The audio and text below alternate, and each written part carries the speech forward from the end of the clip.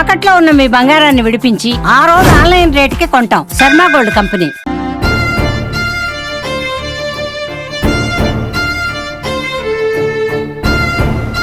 Welcome to Suman TV. నా పేరు మునిరాజు శర్మ. ఈరోజు రొంపిచెర్ల మండల పరిషత్ కార్యాలయంలో రైతులకు వరి సాగు పైన శిక్షణా తరగతులు నిర్వహించినారు. 4 రోజుల పాటు జరిగినటువంటి ఈ శిక్షణా తరగతుల్లో జిల్లా ప్రాజెక్ట్ మేనేజర్ గారు వాసు గారు పాల్గొన్నారు. అలాగే జిల్లా అధికారులు ఈ కార్యక్రమంలో పాల్గొన్నారు. నూతన పద్ధతుల్లో ఇది సాగు చేయాలని, వరి ఎక్కువ నీళ్లు లేకుండా ఏ విధంగా సాగు చేయొచ్చో అనే పద్ధతుల గురించి రైతులకు శిక్షణా కార్యక్రమంలో తెలియజేశారు. Vasu, district project manager APCNF Chittoor జిల్లాలో కోర్ ప్రోగ్రామ్ని ఇంప్లిమెంట్ చేసేదానికి గిజ్ collaboration with RYSS, IRRI international rice registration మరియు UN ఉమెన్ ద్వారా ఈ ప్రాజెక్ట్ని ఇంప్లిమెంట్ చేస్తున్నాం. జిల్లాలో 12 మండలాల్లో 1075 మంది రైతుల్ని సెలెక్ట్ చేయడం జరిగింది. వారికి నీటి యాజమాన్యం పైన వరికి ఎట్లా పెట్టాలనే ఉద్దేశాన్ని తెలియజేసేదానికి ట్రైనింగ్ ప్రోగ్రాం ఒకరోజు శిక్షణా తరగతుల్ని నిర్వహిస్తున్నాం. జిల్లాలో 12 మండలాల్లో కానీ 1075 మందితో ఒక రొంపిచెర్ల మండలంలోనే 264 మంది రైతుల్ని ఇక్కడ సెలెక్ట్ చేసినాం. బ్యాచ్కు 50 నుంచి 60 మంది లోపల పెడుతూ 5 బ్యాచ్లుగా ఈ మండలాన్ని రైతులకు శిక్షణ తరగతి.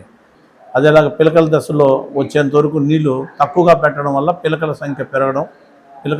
సంఖ్య పెరిగి ఎన్నులు రావడం, దిగుబడి వచ్చే అవకాశం ఉంది. కాబట్టి ఈ విధానాన్ని ఎట్లా చేయాలా, లాభమా నష్టం అనేది కూడా రైతులకు తెలియజేస్తాం.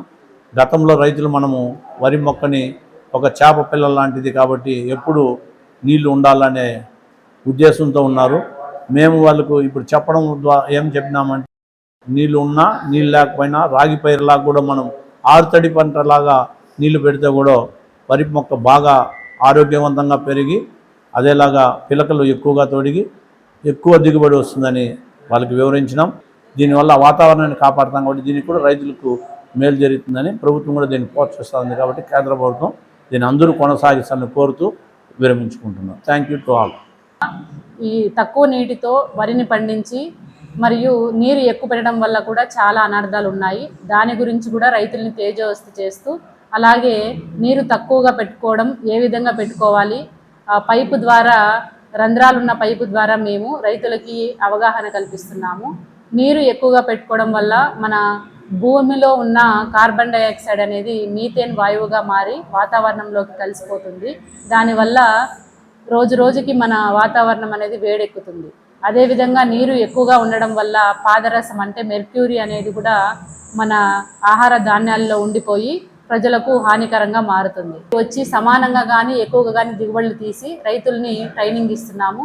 ఇవన్నీ చేయడం వల్ల మనకు నీరు ఎక్కువ పెట్టాలి అనే అపోహ నుంచి రైతుని తక్కువ ఉన్న నీటితో కూడా ఈ వరి పంట అనేది చేసుకోవచ్చని ఉత్తేజపరుస్తూ ఈ ట్రైనింగ్ అనేది ఈ రోజులో విజయవంతంగా పూర్తి చేస్తున్నాము. రాబోయే ఇంకా వారంలో మేము ఈ పైపులన్నీ రైతులకు ఇచ్చి మన జిల్లాలో 1078 మంది రైతులను ఎంపిక చేశాము. వారందరికీ ఈ పైపులు అందజేసి ఈ ఆరుతడి పద్ధతి అనేది విజయవంతంగా చేయడానికి ముందుకు వస్తున్నారు రైతులు.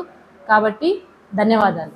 నమస్కారం, నా పేరు యమున. పొడి తడి విధానం వరి సాగు గురించి మీటింగ్ జరిగింది. దాంట్లో వరి పండించాము, కానీ మేము యూరియా, పొటాషు మందులు కొట్టడము, ఎరువులన్నీ వేయడం జరిగింది. అప్పుడు ఫలితాలు సక్రమంగా రాలేదు. ప్రకృతి వ్యవసాయం చేయాలనేసి ఇప్పుడు మీటింగ్ జరిగింది.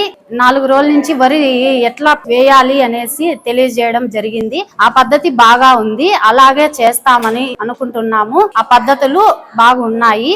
వరి దిగుబడి బాగా వస్తుంది అనే స్వభావంతో అట్లాగే చేయాలని అనుకుంటున్నాము. ఈ ప్రకృతి వ్యవసాయంలో వరి గురించి కొన్ని మందులు ఈ విధంగా చేయాలి అని చెప్పారు సార్. అదే విధంగా మేము కూడా పండిస్తాము. వాళ్ళు చెప్పిన విధంగానే మేము దాన్ని పాటిస్తూ అదే విధంగా మేము వరిని సాగిస్తున్నాం సార్.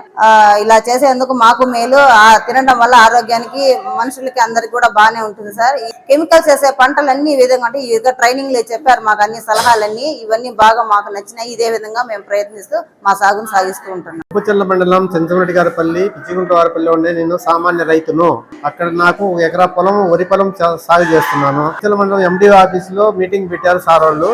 ఇక్కడికి రమ్మన్నారు, ప్రజలంతా వచ్చాము. కాబట్టి ఇక్కడ వ్యవసాయం గురించి అన్ని మాకు సమృద్ధిగా చెప్పారు. అదే ప్రకారంగా మేము పాటించాలనుకున్నాము, చేస్తున్నాం కూడా.